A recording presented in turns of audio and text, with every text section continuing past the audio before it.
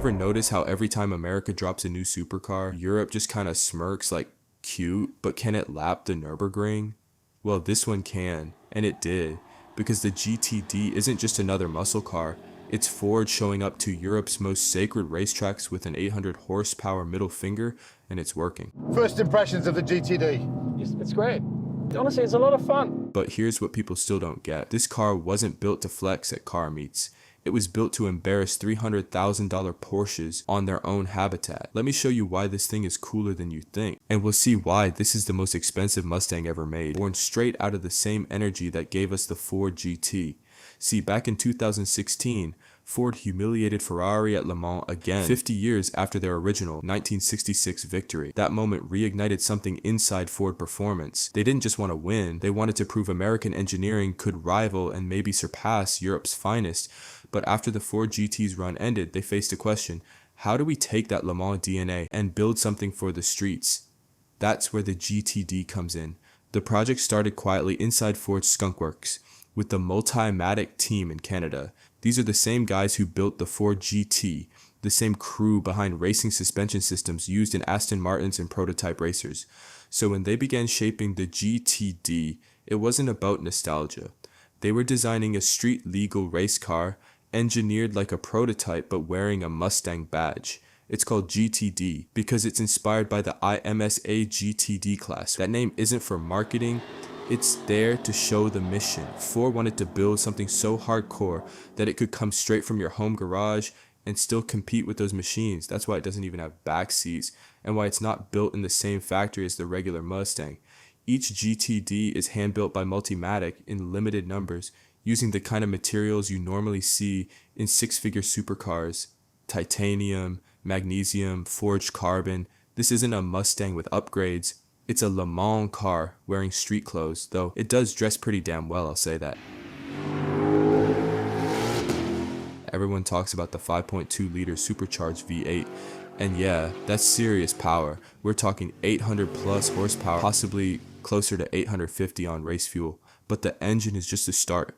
What makes the GTD special is how that power is used. In normal Mustangs, the power goes straight to the rear wheels through a traditional layout. Here, the transaxle sits in the back connected by a carbon fiber drive shaft, giving the GTD near perfect weight distribution. That alone changes the game. It means that even though it's heavy, this Mustang feels balanced. The damping over that quick stop is sensational. Yeah, I mean, it's quite bumpy. To control a big, heavy car like that. It can corner without the tail trying to escape every 5 seconds. Now, the suspension setup is straight racing tech. Pushrod suspension with adaptive spool valve dampers, the same tech from the Ford GT and race-winning prototypes. And Ford didn't just throw fancy suspension on it. They moved the control arms inboard, used horizontal coilovers, and engineered the geometry from scratch. And you can literally see it do its work as you're driving, which is super cool. There's even a front lift system like you see in Lamborghinis, just so it doesn't scrape when you actually drive it to McDonald's, which you probably will at some point. The shocks can switch between street and track modes instantly, adjusting stiffness, ride height, and damping based on what's happening under each tire. It's pretty much the car's brain constantly tuning itself mid-corner. Apart from the looks, this thing is built like a full-blown race car underneath, not a modified muscle car. The GTD's design looks aggressive, sure, but every part of that shape works. Those massive front vents, they pull hot air from the radiators and reduce front lift. The hood cutouts aren't cool factor. They're functional pressure release zones for downforce balance. And that wing, active aero, adjustable angles, DRS style movement.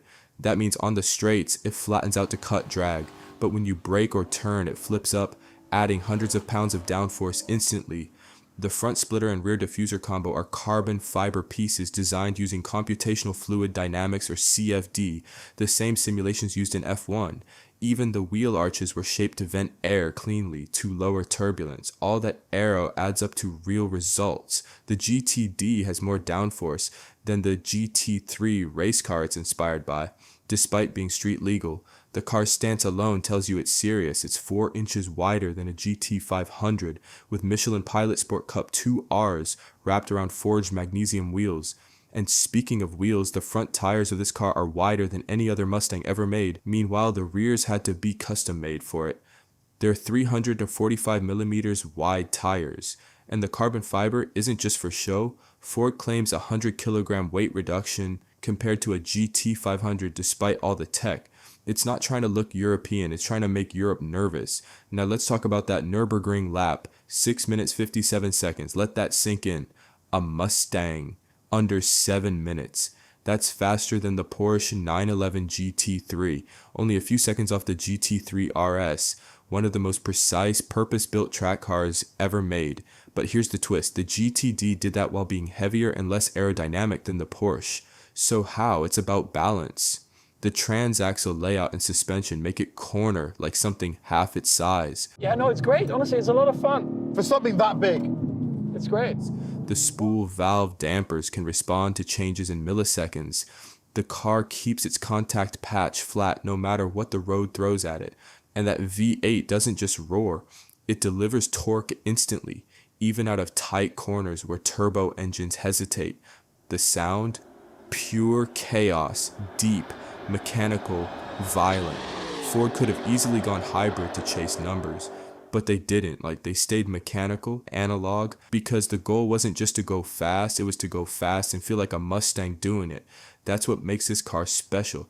It's precision without losing its soul. When the GTD was revealed, even car journalists didn't know how to process it. Half of them thought it was fake, the other half thought it was a marketing stunt. Then Ford confirmed the specs, and the entire car world stopped scrolling for a second, because for the first time an American automaker wasn't trying to play catch-up, they were going for blood. The GTD doesn't try to be European, it doesn't chase refinement, it's the loud kid in class who finally learned how to ace the test and throw hands.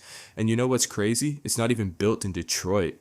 It's hand-assembled by Multimatic, the same crew that engineers race-winning Aston Martins. So yeah, the GTD's DNA is global, but the attitude is pure American rebellion. People used to call the Mustang the everyman's car. Now you gotta apply just to buy one.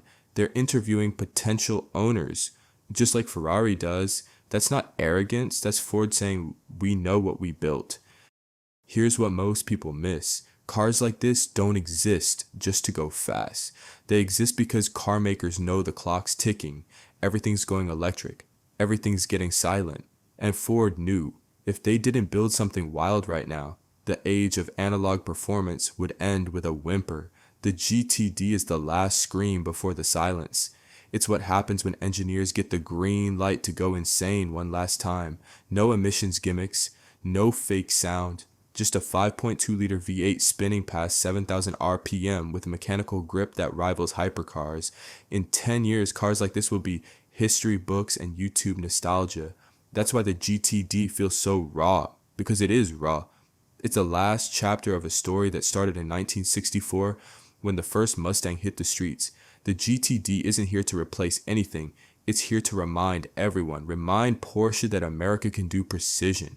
Remind Ferrari that speed doesn't need a $500,000 badge.